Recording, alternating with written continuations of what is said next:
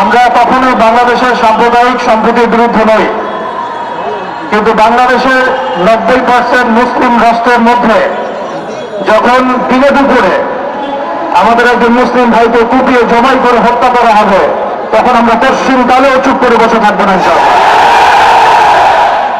আমরা সর্বপ্রথম আমাদের প্রশাসন, সরকার এবং ঊর্ধ্বতন কর্তৃপক্ষকে বিনয়ের সাথে অনুরোধ করতে চাই, এই সন্ত্রাসী সংগঠন ইসকনকে অনতিবিলম্বে বাংলাদেশের মাটি থেকে বহিষ্কার করতে হবে।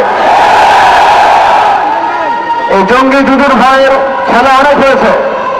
বাংলাদেশের মুসলিম শান্তিকামী মুসলিম, কিন্তু এমন কোনো পদক্ষেপ আপনারা নিতে যাবেন না বা ভুল করবেন না যাতে বাংলার তাওহীদের জনগণ আবারও জেগে ওঠে।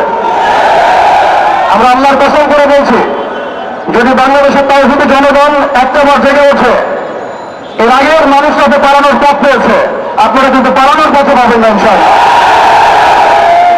আমরা উগ্রতার পথ বেছে নেব না, আমরা শান্তির পথ বেছে নেব ঠিকই, আমরা ধৈর্য দেবো ঠিকই, কিন্তু আর কতজন ভাই মারা গেলে আমাদের হুঁশ ফিরবে?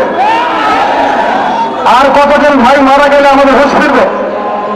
আমরা আমাদের ঊর্ধ্বতন কর্তৃপক্ষকে বিনয়ের সাথে অনুরোধ করব, যারা দিনে দুপুরে আমাদের মুসলিম ভাইদেরকে এভাবে রাস্তার মধ্যে কুপিয়ে হত্যা করেছে, জবাই করেছে, এইরকম নৃশংস শয়তানি এবং সন্ত্রাসী কর্মকাণ্ডের তীব্র নিন্দা এবং প্রতিবাদ জানানোর পাশাপাশি আমরা এর উপযুক্ত বিচার দাবি করি। এখানে অনেক মুরব্বীকেরাম আছেন, আমি ছোট মানুষ, বেশি কথা বলে যাচ্ছি না। আমরা একটা দাবি উত্থাপন করতে চাই, বাংলার জমিন শান্তির জমিন। এই শান্তির জমিনে যদি কেউ উগ্রতা প্রদর্শন করতে চায়, আল্লাহর কসম করে বলছে, আল্লাহর হাতে হাত ধরিয়ে বসে থাকবেন।